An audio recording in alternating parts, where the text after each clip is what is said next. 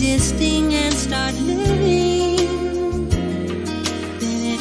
feels better ways. Nothing ever is growing. Identify your station. I ain't kind. 93.3 FM. Station radio. Yeah, pause again. Okay.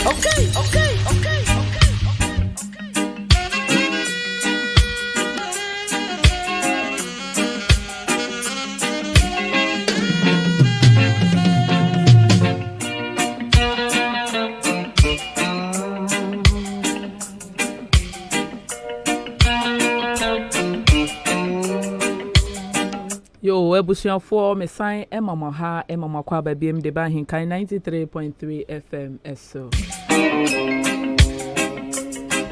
Enen so eye fiada foforo na enya bodonko pounds meduonu pe na wonim se ebredru se ye de apomuden ho nsem mapa ebrewo. Na ansa na no mefa kwanya so ama hinkai tiefo nyina afisia pa se afisi sei na ye nyina ye wa hoden mapa ayetin kwam na yeguso a eti ahinkan FM 93.3 Abozigi, the best in the east.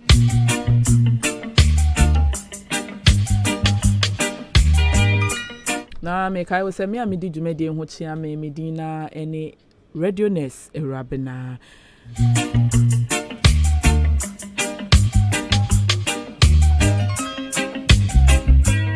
Na sede da ye no enenso ye befa o haw baako na ya bobo ho ye biebie mu kwan ye fa so a eba empo ne ebe ya ye de besi sa o haw no ano kwan na se empo e wo hodada de be nkra na be ya wo de bebo ho ban sede ebe ya enkofa nsunsanso boni bia emfa meto ne pedua no eso ye nti ena pomude mre ye de ebrem. Na ye stream live on Facebook ko search for ahinkan 93.3 FM no eye capital letters na wo bo wo ho a wo be hu me wo ho na we leave comment wa share amobi nso ehu bi wo contribution bibia question bia fato ho na making kan na meyiwa no afin so ye WhatsApp any SMS line no eye 0594841044 0594841044 ubetimi edi wasembisa afa SMS line ya na WhatsApp line so eno nso making kan na meyiwa no na eneno ne edapono so aye beka ho asem potoka sem ye frɛ no obesity ana obi beka se obesity ana obesity OBESITY na ye ba behwe adekode kura sa obesity eye na ye behwe niema ekofa sa obesity eba ye wie no de ne be ye kura ye de besi sa ohaw no ano kwan ensunsanso oben na sa obesity etimi de beto mene wo ye nipadua eso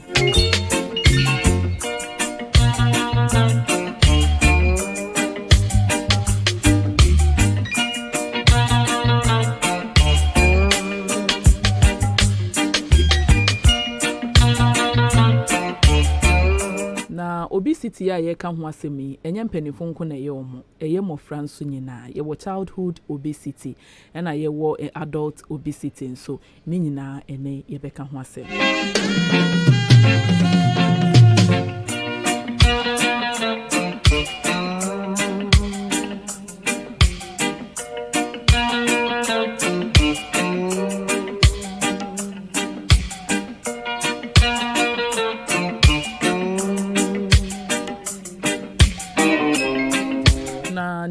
no ye ka obesity na de ye pese echi nyina ne se accumulation of fat na esesrade na ewo nipaduam no adoso a abro se de nka nipadua no ehia srade ewo nipadua nim no accumulation of fat ewo nipadua nim srade na adoso asen de nipadua no ehia enu nti no ukọ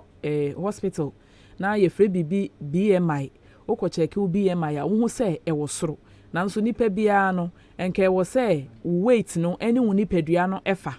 the moment abekọ na wo begina scale so a weight no eboro wo nipadua no so no ye ka ne se why you obese ana se obesity ya ye ka ho asemi wato mu ntentan ana se ebi enya wo na ansa na no ye se ye wo childhood obesity nso childhood obesity ne kura no bisa ho se no nso ne den sɛ abofra ketewa a yawo no na wono nso srade abɔbe wɔ ne nipadua mu na wono nso waye kɛse aboro ne age anase ne mfie a wadi ne nipaban na wohwɛ akwala bɛyɛ bi mfie num mfie nsia na wohwɛ sɛ de waye a wabɔ te sɛ ayi na wonam hɔ a wanhu sɛ akwala we waye obese na ye keka kono yenhwɛ bibi emi sɛ woba ye mpote mu ha se ya ye Ghana me de Ghana na me wonti Ghana na me de bɛyɛ example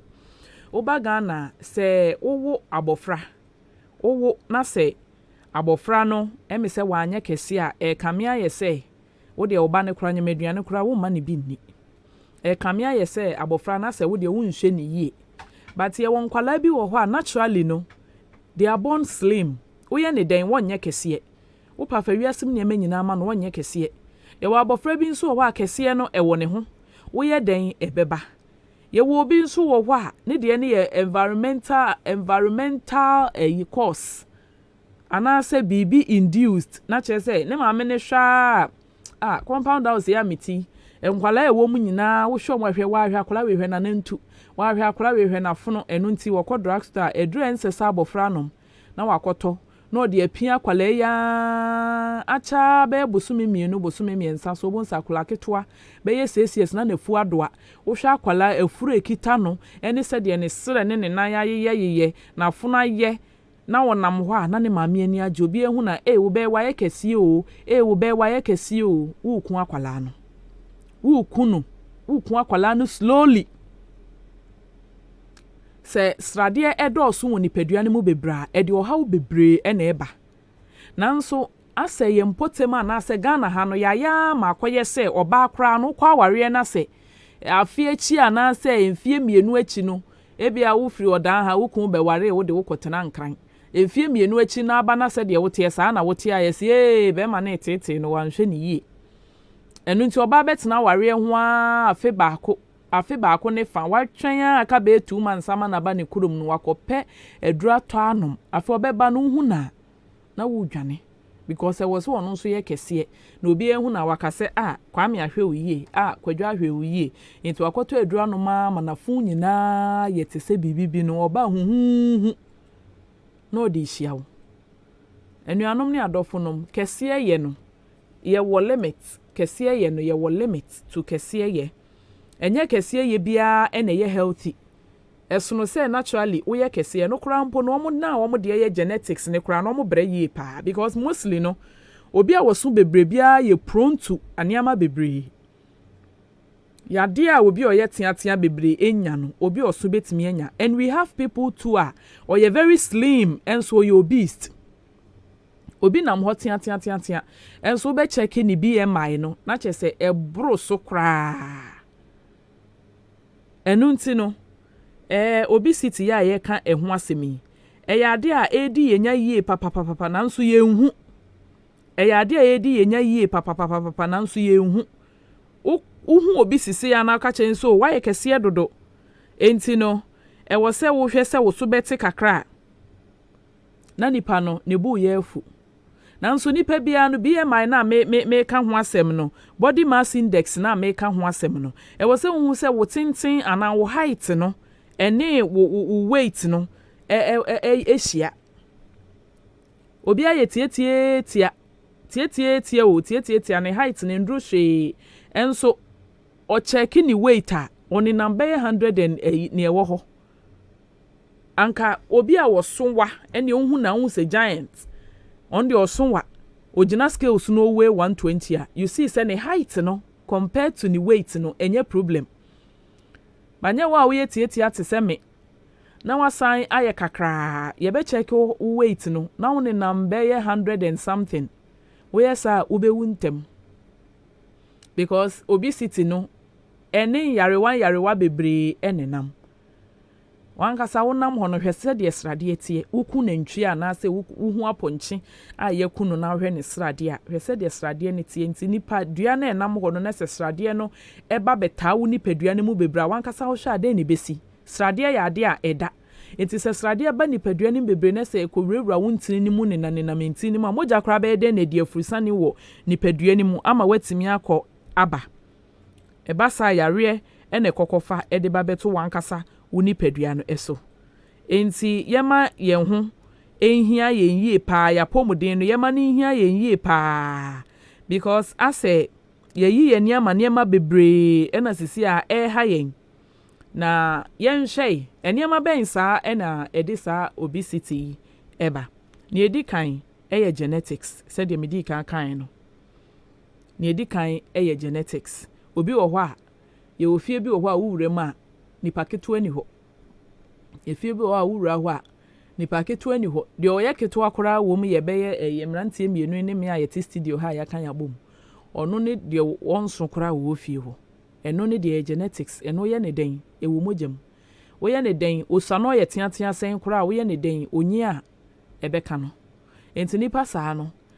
eno de ewo abusuam ena no mpokora no ye wo binum wo hɔ a genetics do but omo etimi manage omo ho ema omo eso timiti ana omo ye exercise ne niama ema omo so etimiti afin so ye wo emre bi nso a ye nyini no old age yegusu a ye nyini no yegusu a ye nyini no yegusu a ye nyini no enyini no timi ekose muscle mass ye muscle mass no etimi ma ne ye less ena se ye less nso a eno no ko slow ye metabolic rate no ema yemu eyedu by force enya wo na abema mo edu nti ye wo ye ma me no mpanifo bi wo ha wanyini momu na e wo senka o waste no onyini momu no na afi momu na nemu eyedu na oye kese afi nso obi a won na bebre obi a wodi wani go so bebre obi a wo ye stressed up bebre no nti ye won pempi obi timi ka se me de se me wo stress mu a na me ye kese obi nso ho se when I'm stressed up na me sote but mostly no nipa bebre na omo wo stress mu a omo ye kese ye pa adentia because wo na na obeda na wa rest no wo na o anadwo nyina wote TV ho anadwo nyina wote laptop ho miemia anadwo nyina wote senti eba saa na the more ne nso a wo use body no wo use adwene no ekombede o the body will demand more enti senka e bia abo 7 no obi akoda abo 8 no obi akoda no ono de saa time ni nyina oguso te ho ena me ne umienu a wo tie me no de ya wankasa hwe da wa nantem kra wo bedidi be 6 no wotena hwa ebebo be 11 wo bonse komde enti nipa saa na anadwo saa ni nyina bonse drink si ne nkyɛn na wo nom na wo bu biscuit hyem na wo wiwei obi kra 11 o'clock obetu ka akwa report any star enti wo yesa eno nso timi kofa saa obesity edeba afi pregnancy eye nyinsen ye wo yemu bebre wo hɔ a yenyima ye put on weight ye kese ye mu bebre wo hɔ a yenyima ye kese ena obi nso ewo hɔ a wonyima ena ne sote enti ye individuality but obi wo hɔ a wanyim na wadidi a obi onyim okrevi more enti wadidi na ne mu ayedu no obewu awie no going back to the normal state no na afia be problem ena wo wu nso nyese wo bewu no wagye adidie owu no de aduane na ebeto aso afika na obedi fufu akese enti obedi a obewie akire no na kyerese wayese edan no na abeka ebasa srade no ebedoso ewo nipadua mu ena afi nso inadequate exercise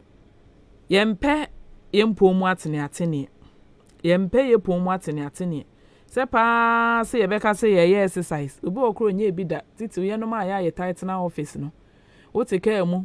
straight from efie to office wo see ya wo te office a upon ya straight from office to efie okodu adwuma mu nso yi anopa na ebo be 10 wadi waache ewia wakoto banku wo bedu fie anwumre wadidi no exercise wada eba saa aduane na wodi no enye adwuma enye enti definitely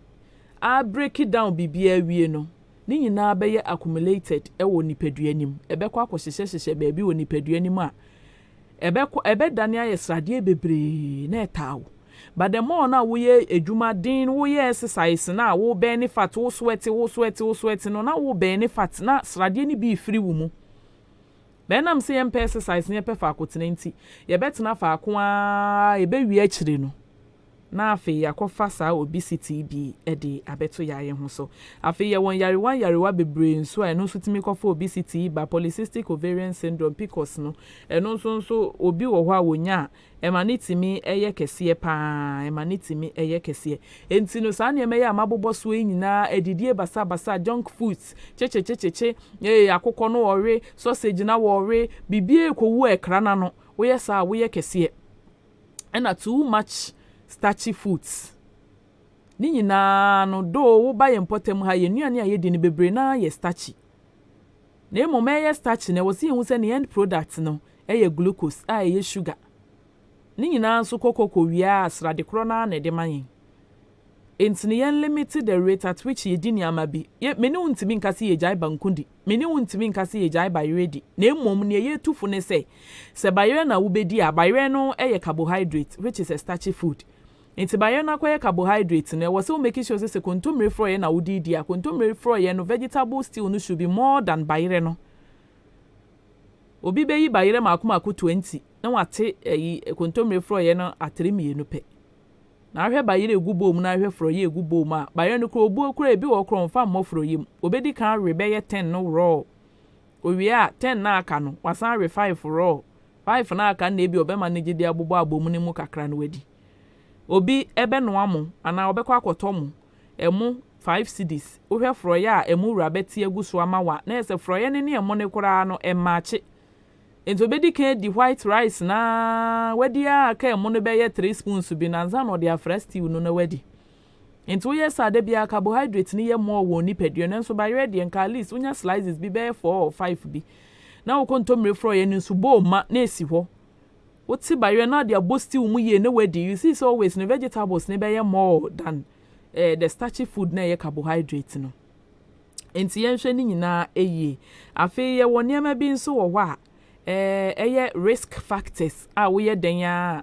wo sa bia ni mu a obesity ne de ebeba eno ne genetics na medi kan eno de se wo fie kese ne wo a wo ye den wuntimi endwane ana se wo ye den wuntimi prevent sa obesity no ena ye wo environment any community ye wo mpotemu bi wo a wote ho a eniema bi ekoso te se bi a baabi a wo hye no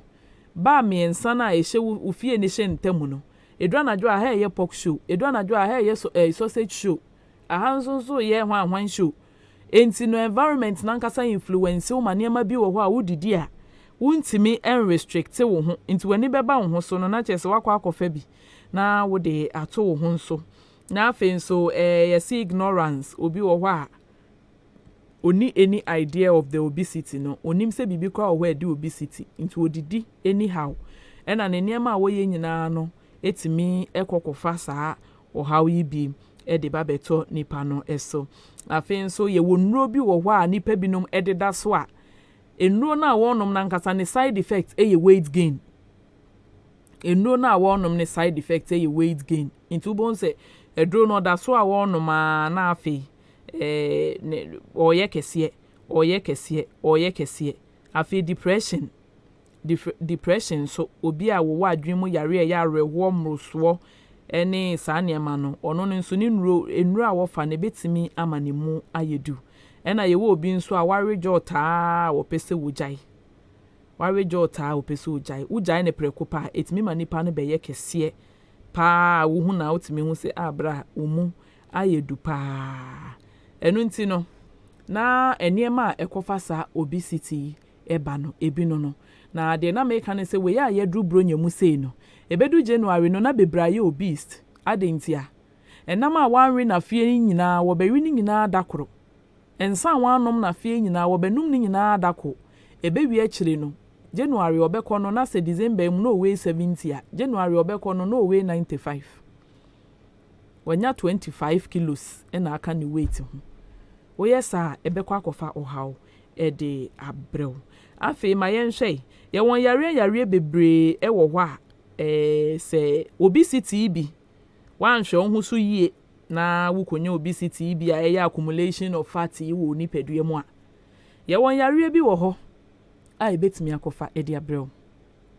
na mekai wo say apomodi mre wa henkan 93.3 FM ena wasunku so abutie no ye fiada bia donko bapon ebo pa ho sima aduonu a ene edi dwumadie ebrewo eno nti bomode a se de bia wafidie beda ha na sa free consultation we se de bia wote na wudi nhyehyeye ni nyina so a yare ede yare won yare bida obesity ya ye ka ho asemi se wentimi anhwe ho so yie na okotom ntentan a complications anase nsunsanso a obesity etimi de brewo no ebi enedidi so type 2 diabetes diabetes yade ya sichire yale ya ka ho asemi ye wo mu mienu baako type 1 eno ne de mainly heredity eno na chese wunya free ebusuema anase genetics anase sanema type 2 ne nso ye mostly environmentally gotten anase ye nya ne free environmental factors emu wan hwe ho so ya ena obenya sa diabetes no eno nti no se when di ye wan hwe wadidie mu ye na ne ma basa obeya ebedru mre bi no na pancreas na ye responsible for insulin production no na wase no na entimi enye n'adwuma yie na akofa sa diabetes edi abrel eno ntimi sre yema ye ni enawo afi akoma yare nipa bia asrade adori ni mu bebre no akwenya so obenya akoma yare ewo soro papa oh no onyare o no onyare ewie ya kura meni na ete ebo nkomo anwumre ya yesi wawu adan ya yesi heart attack bisa ho se ye den no nya heart attack no srade na accumulate ya manini pedua ni mu nyina ye srade enti srade ba kunya ne ho kwan ko hye ntini bi mu na block blood flow to the heart no preko pe na akoma ne stop se ye adwuma enti heart attack de enya de a ebeye wa for emfie bebransa na waka se eye no for 5 years ansa wo wu da bi eno eye putupuru eye mpofrim preko pe na aba because ansa na ebeba no na factors na ekwo trigger sa heart attack na wo for several years waja ho masrade na adobe wa masisi afro wakoma ye one instance obitimi ekokokotwa eyisa CT scan ne ehun kro ne ba ne sa scan okohwe ne mrebo okohwe ne nakoma obitimi twa sa ne eme na akoma no ehun aye very yellow ese srade no asa akoma no mrebo na aye say yellow akokọ srade nko a enu nti no yema yani enna ho afi ye wo fatty liver nso ewo ho omrebo no ebeye kese na adore srade ebedore srade ama ye say yellow a wodwen ho kra wonte ase enu nti no complications a ediba no eye bebre sesrade edore ewo woni paduam a eye niema bebre na etimi ekofa edibre wo a wodwene ho a wonte ase yema yani enna ho da bia mekasa fa yedidiem aya na ebi mo nte ase obitimi kasa ene ese na ese ade ye nidibiem da bi untimi nkasa wu nidibiem na emom sa wo hwe ho so yie na wo ma wani da ho ewo wanamontuom eye wadidiem eye sene wo ye wo niema eye sene wankasa wo ye wo bibia maame a wotie me papa a wotie me there is no way yade de eden ya yade de wo ho na emom se pa se ye beka se wanya akoma yale wanya se ebeye din afenso srade ne doso ni padua ni ma etimi ema kokram eye cancer yade eba ni padua ni ebi ni breast cancer ye wo colon cancer oh yes ni nufu kokram abetom the moment asrade ebe doso ni padua no ema we prone to kokram yare ahoro bebre afi ye wo stroke o papa na hwenye no yes wanya stroke na ye den na ba ni sen entini na ewo ye nipadua mu no entini na ewo ye nipadua mu no eno a na mogya ne die furu sane wom na eboa ema ye sori bia yetimi ye ne ye pese ye bia esi a wuntini no srade asisi mu nyina beden na mogya atimi e die furu sane ena se mogya nso eni afuru sane akoma no mogya na de ye n'adwuma into the moment a cessation of blood ebeba no stroke betimi aba se mogya ntimi eni afuru sane ampompe anko adwene no baabia se ne esese ekwa na se blood flow sizi wo brain ni mu ya adwene ni mu pe ubenya stroke ni nyina nso besi asrade eka ho srade eka ho afi ye wo fatty liver se de medi kan ekan no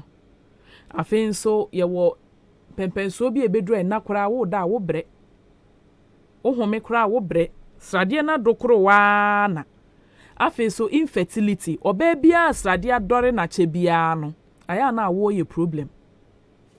oba bia srade adore na che no aya na wo ye problem waye kakra ntino ontimi chese accumulation of fat no fat deposition ni wo baabia na baby ne ko ba be de na ne ho ato no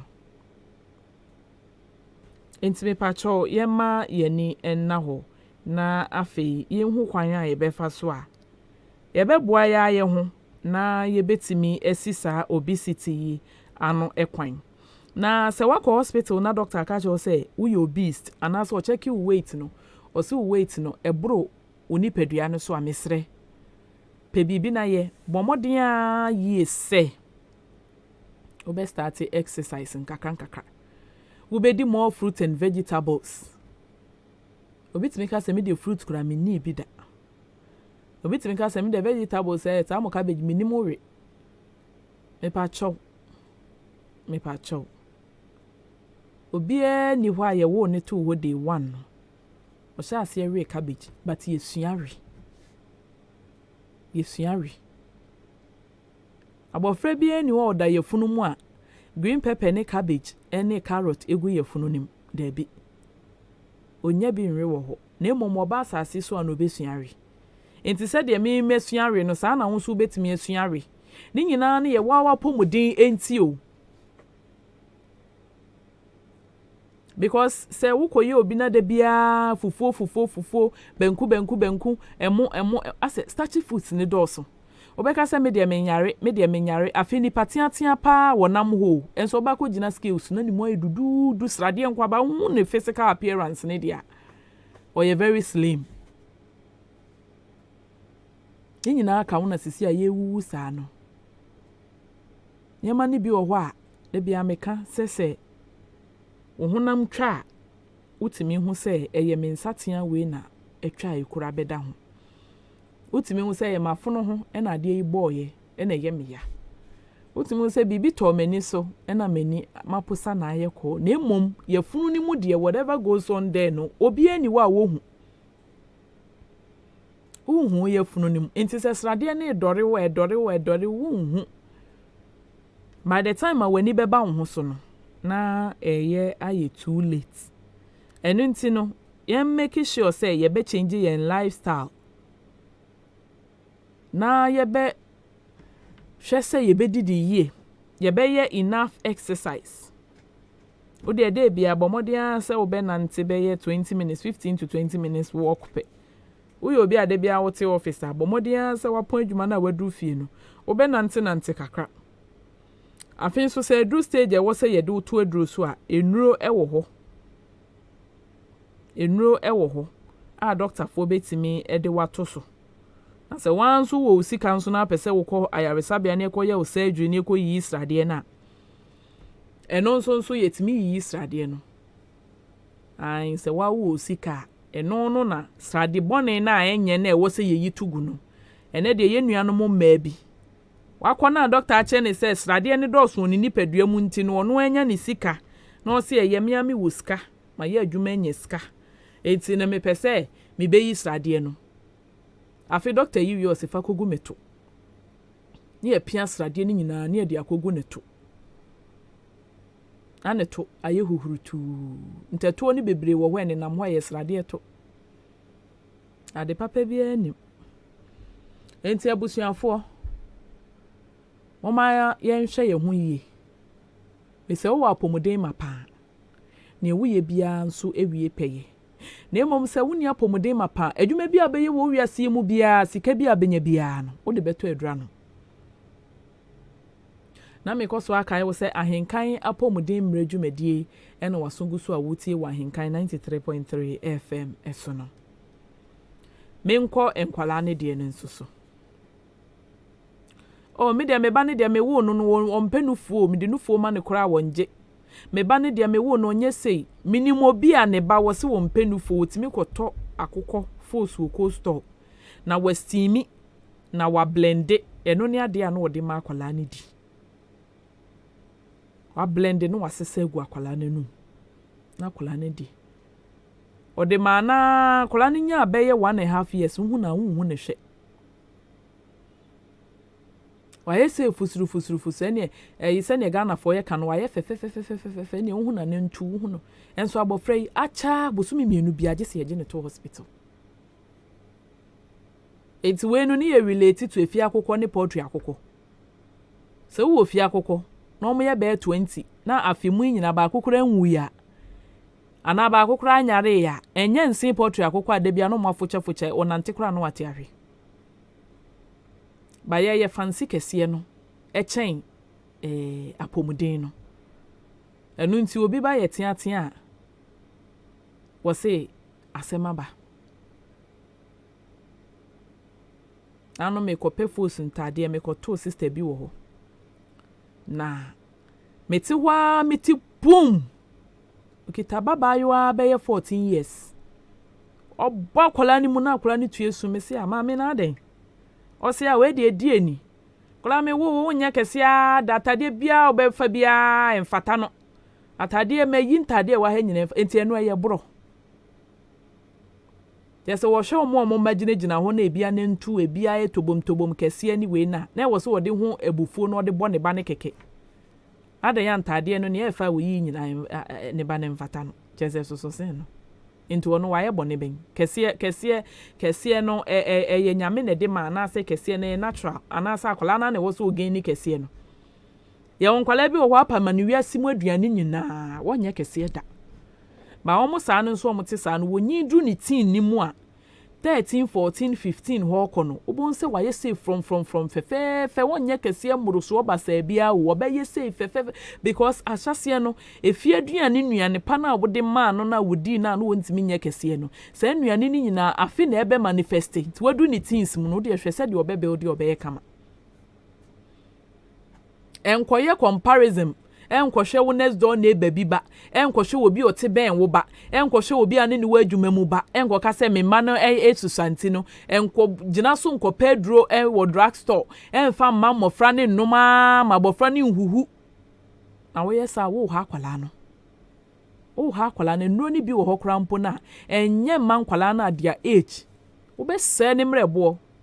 wo be se ni kidney nti ene ye won kwala nkete ese wanya kidney problem enne yetimi dia kwala keto aba hospital a or diabetes or hypertension 15 years 14 years enye ni nyina na ye genetics ebi wo ye lifestyle akwala esua o ye wo na ye wo ni ba wiase woni se mori kokko woni bi da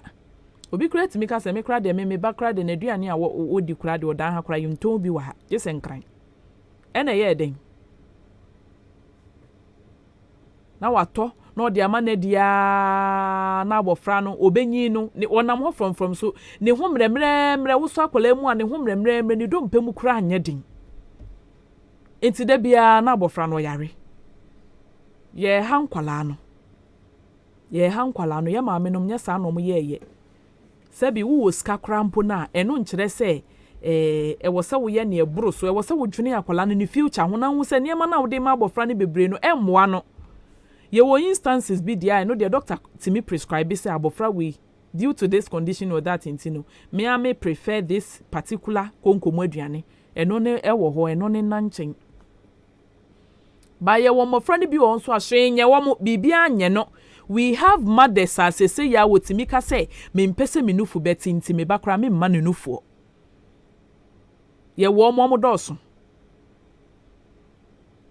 but me ka ewo ahenkan apomudin mre so enawie yi amatiefo nyina ate say enye breastfeeding ene ma nufu ote na nka ye wa abayo a wo free efa ma no wo 12 years emema enum ne nufu a nso nufu ne nte egusu ginagina so enti se nufu num ne ma nufu ote de a ene nka ma ye ne na mo bebre nufu atete enye nufu num ne ma nufu ote na emmom eyenyin ene ma nufu ote onti asia me bie phone lines ne tuma betimi afre me kire wase nyinsen ne ma nufu ote enu nti ye won kwala bi wo hɔ a obetimi ka se kwala ye nufu aye bebre papa onyinsen na wayi egu onyinsen na wayi egu obi wo hɔ a ebia wo 19 years si o start farm ma no 13 years wayi nyinsen be miensa na egu nti akwala sa no yinu nufu esensen what is obi a wa breastfeed wa wo beye fo a ono a wanyema wo beye fo onwo dawo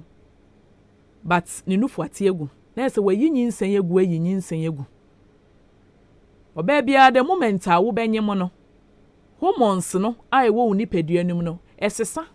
ye wo hormonal change into estrogen na ma wo maaye ne ye fe na udu routine mu ana aba na ma unufu ni sisi wo na hwan ye fefefe no the moment anyinsen ebeba no estrogen ne wear off na progesterone na be take place progesterone na be take place no nyinsen no ekọ nanim kakra no eno nso bebie kwan ama prolactin secreting hormone nso be take place to produce prolactin eye nufu sa prolactin no na ebo ama nufusuo ne ba no enti sa prolactin secreting hormone no abemu na ebe produce prolactin no na emu ho na se okokoyi akwala ne gu a nufusuo na eba no ho na enom enti naturally no sa process na take place awie wuntimi nse no enti abofra na free mu na ade na wo mu na no na eje ne ho enti no eye natural process enye nufu num ene ese nufu enso obi timi ka se me mpese me nufu beti enti me mama yensa ne nyina ma mu nufu ba bisa ho se wo mama yensa ne nya one breastfeed wo mu nti wo wie ye wo nufu na egusu gina ho ate enu nti obi se me mama me nufu no watoko nkomo aduane ama akola wonim hwe koko ikura won ka bi ma no wanya wo hwentia kakra wo de agu nsuo mu pekra de pepre kakra bi aka ho wo de agu nsuo ehua na hwentia ne kala ne dimu wo nsuo ni mu nsuo nani aye brown kakra no wasesa hwentia na firi mafe wa homore no wo de afra kama emu hwehwehwam se wo de ma akola no edi a sa akola be su se ne yam se wo be wo ne nan hu bi enso yesi yempe na ye ha mofra ne kwase den ne de ye se den ne de ye ebusuafo 0201944485 0554820910 0554820910 0201944485 obetimi afre na wabadwumadi so franchia ne wapomuden no wageme so se ewo mia mensem obi ama ne ba konkomu aduane ama abofra ye nya bosome nso woda ne maame so ne maame itwa fufuo opegya woti fufuo na akola hwe ne nsa opegya odi wura nenum na akola apegya ne ti hwe wiem na maame na atiri modin wose me ma oda bedi konkomu aduane to wanyi enye no no ope. Hello me pacho wa pomuden awo mi aminso pacho udin ene bebia wo free from the question yantachi achimasele yo me pacho eti yo madam okasa mu no wo kire say so ubiti wi na o tifa ko na wa nya exercise ya sade ne timi taw enti won wa disability for no yanso ye be dey every day ye didi wi ye go to dwe ye ya ye intimi sori enko exercise baby ya eno so ye be ndi yo mate me da say Meyi wano. Hello. Wapo modern. Me pacho din ni baby a free. Pacho lo wa radio set ni ma me kakra wo se efra wo sen wo ka se free he. Yo, sister Georgina pacho ye tie o. Bacho, I said, you move to Kakra for hospital and doctor said, is the grandpa. Me, he teaches Kakra, men, no, the same as I say, Me pacho you, Mate, me you ano. Me da say, so free badge me di so. Hello. Hello. Me pacho wa po mo den. Oh, me am so. Pacho din any baby a free. First I going taxi driver. Yo, pacho, papa taxi yet you. Pacho, no ne muda de ro fui. E de ne dia ya mai. Ah, me mai. E me mai a pon dia e fine. Ah, yale bia hai. Yo, me da say. Me da say papa taxi because mon so de ya na mo num ye mo de yi ebinom. Me da say pa. Hello. Oh, kose. Mame M1 sem we ya no. Oh, mpacho menya pen na me nchrocho nya sa me rebe fi ebinom de. Hello.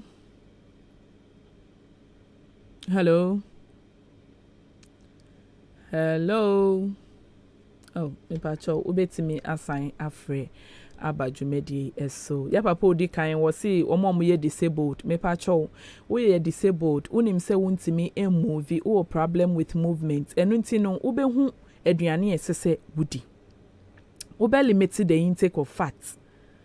My fruit and vegetables enye more. Hello. Me pacho wa po mo den. Pacho udin ni baby a free. Eunice order. Yo, sister you pacho yeti you. Pacho kasi ano ka ho asem. Me say me so. Me papa side no mama side omo nyina asoso. Ina me nua ma mu di ma chi nyina so omo nyina asoso. Na ya mo ka se me nkwa den. Ai asa ma trap na me ntimi nye kase. Ntano so I then say if you omunya so me nkwa me de ma yes slim no. Me pacho wawo. Da bi me woda. Nti akoye abusuamu ne de wo ye den beba. Wo a ebeba nti ne nyina ne se wo nso no se wo mpa wo be manage wo hu because we abusuam ne de obi wo hwa ne de na ma batonya wo ba ko mienu bo nse ahyase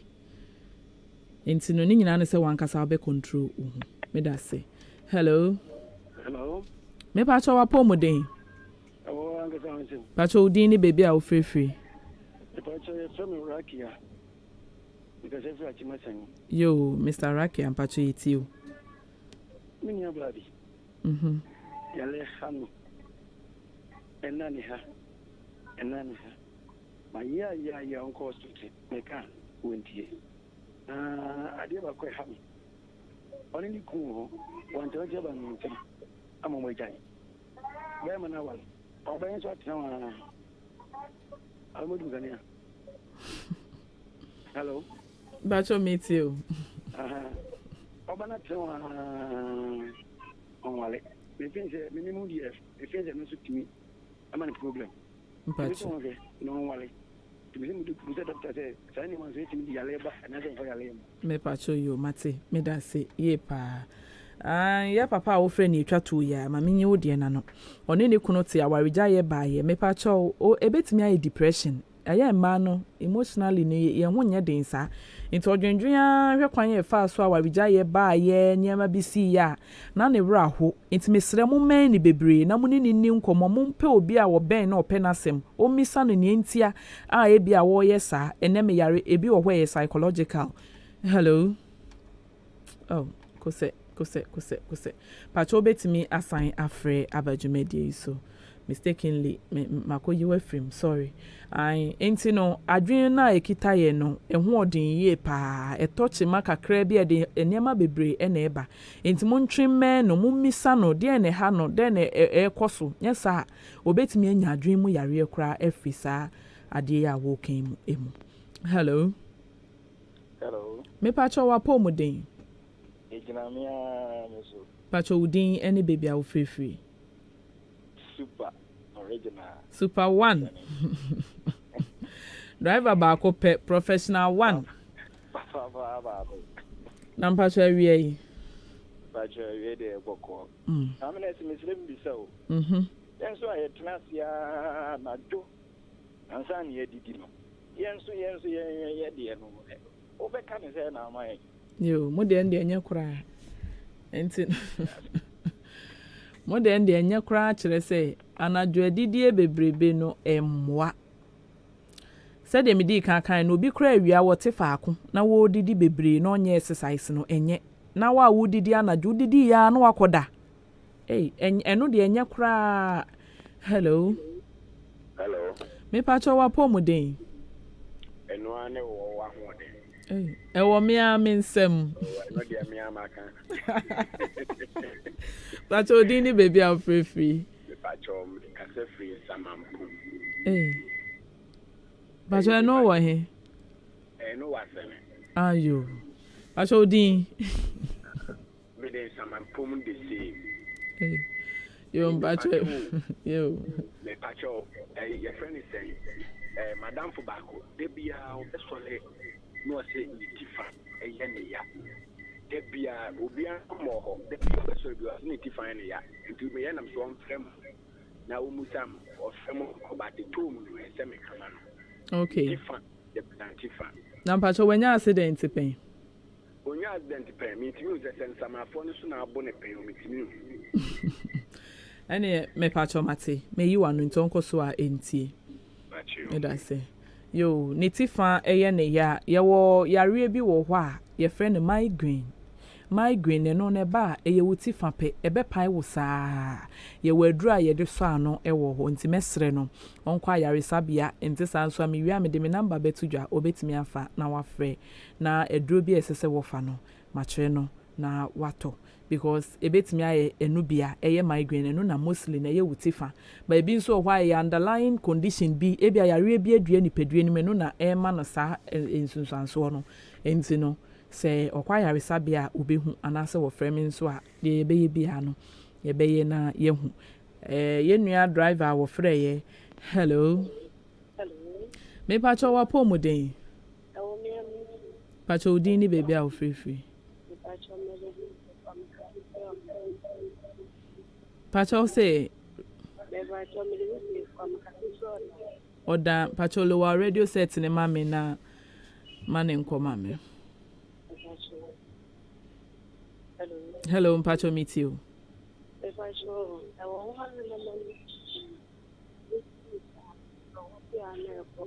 pacho say mente wo kasa ni ye hello pacho wa na me like each meet na wa na sayamba pacho start ya che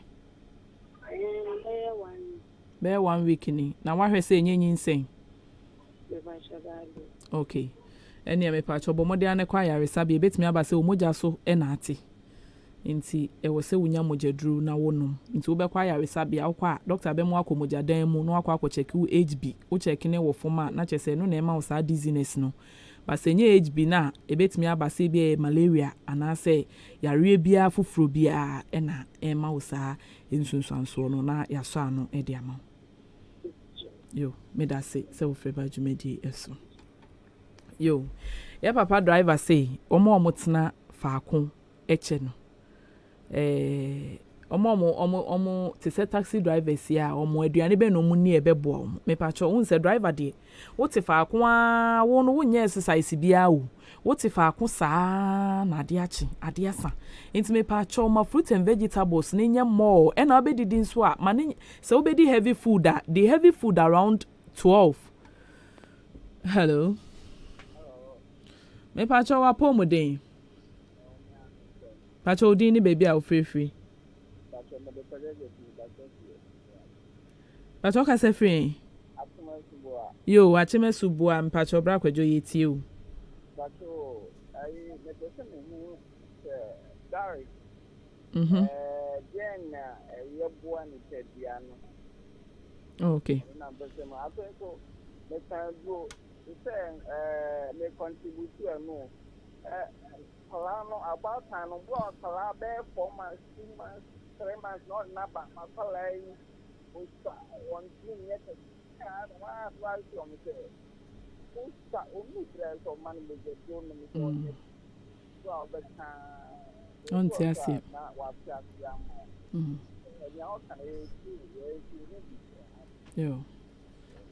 Yo, men so me da say ye pa so freba jumedi so now will be say garlic and for so ben and it was so garlic no antiviral properties kakra ni mu esan antibacterial properties ni mu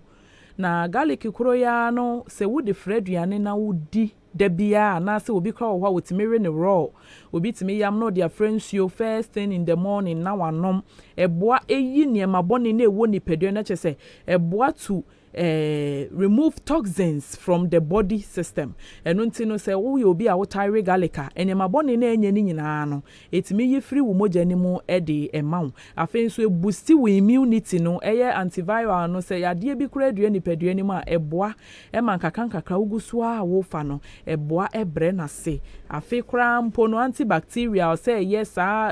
STI infection ya yenyenyen wo ye obi a tire garlica eboa wo esisa ade no ano kwaya na mpempi na bi se wo mo mpene nka no enti wo mo ni na so garlic ene ginger nyina ehu ehia yie pa ema nipadua na se wo de hye wo ho na se de bia wo di bia ebeboa ema wapomuden no esipi na esita ebe boost wo immune system no ama de bia wa wo nam ho a wo hu se wo ho edin enu nti no wutimi twitwa garlic na nkete ebia wanya round one na baako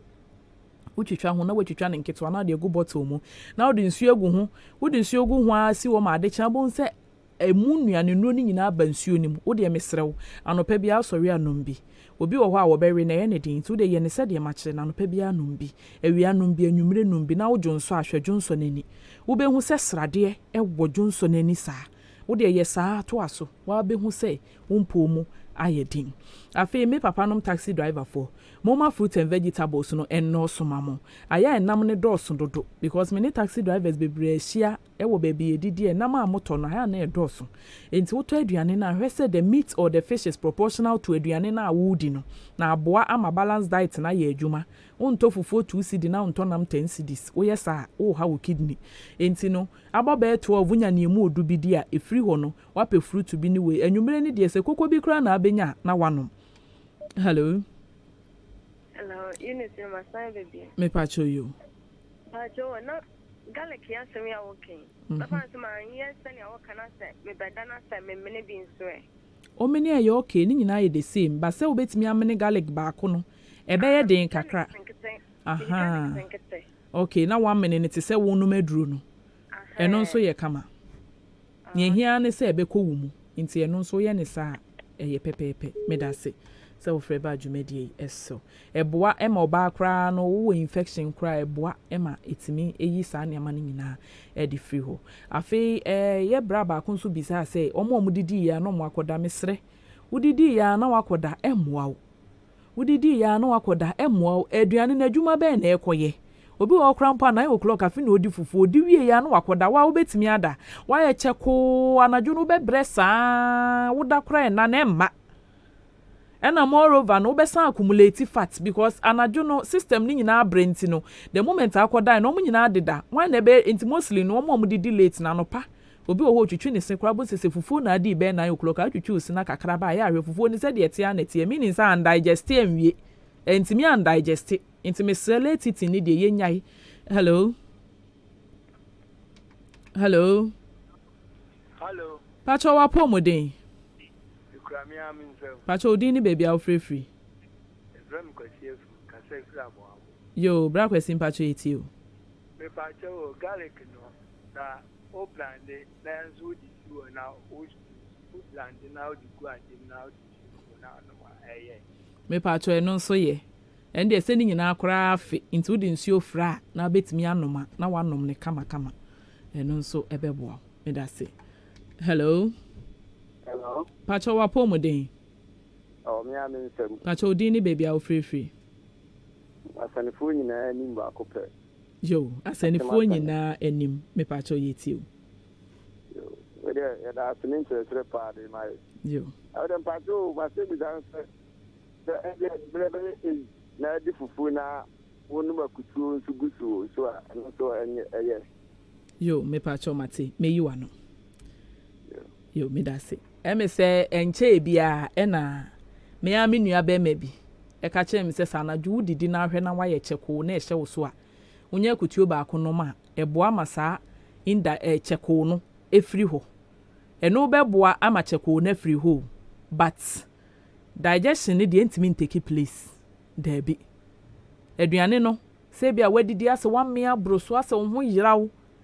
wono ma me okan ya me try bi no na ye nokre me try bi no sa cheko ni free ho na emom se aduane ni be digest ama e bia various parts of the body said yes normal digestion no take place no entimi nye intade be chi no de ade chi afansa wo minim na hwehwe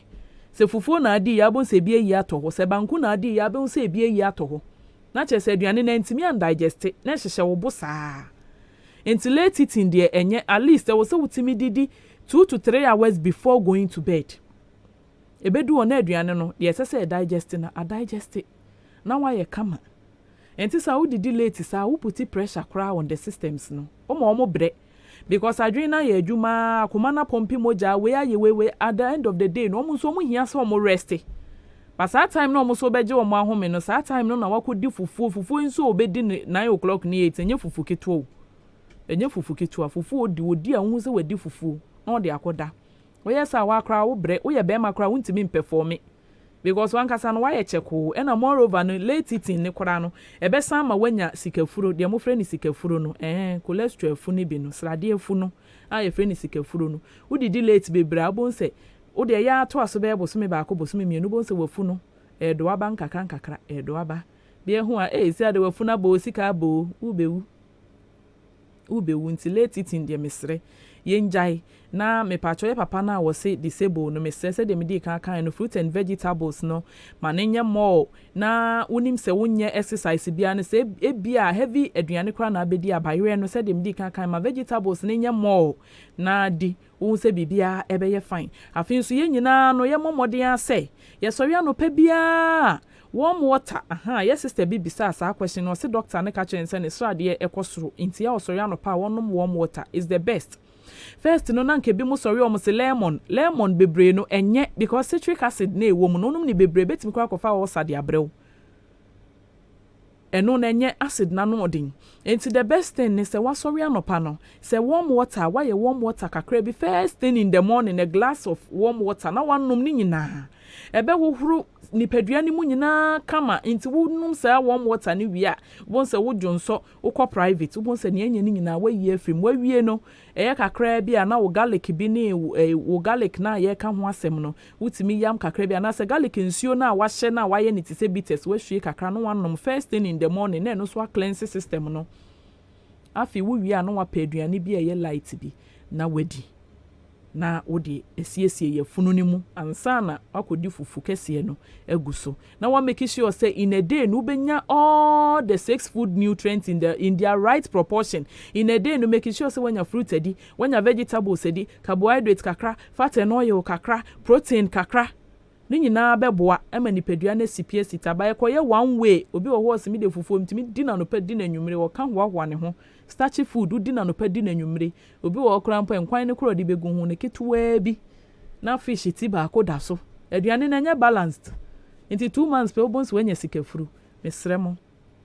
yema yapomuden ho ehia yen na wo apomuden mapa ena wo ade nyina yebre no enya ayebe dwumadie a wutie ye ya ahenkan apomuden mre e wa ahenkan 93.3 FM ye de bre ofiade bia bra donko abo apa ho sima aduonu pepepe dikosi se no mienu ebebo apa ho sima aduonu enu ntino bomoden a se wafidie ni de wunyin free ahenkan eda na ye de nipa nko na mekoso anso akan mo se kina nwumre eye memenda nwumre odon taban ejumedie no ye de bremo live and colored enu ntina kina tie bi na wutie no na eboa wo eye futusem eye niama bebre beboa ama unso no watimi etumpon ewo relationship mu ama bibia aye krabehwe kama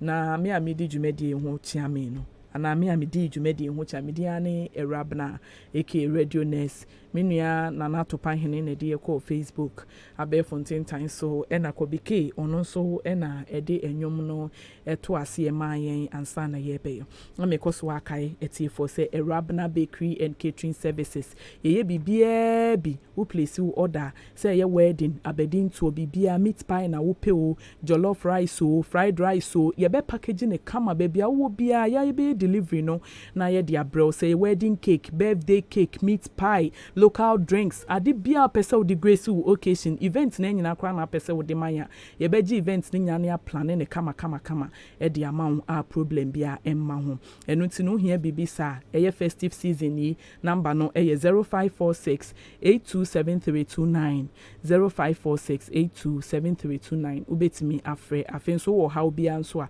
ubetimi afre na odi aba me pacho ye nua na wo frɛ no ye bre no enya ayebe enti ubetimi afre number na me boboy no na wo ha obia odi aba 0546 827329 yedamase that's it.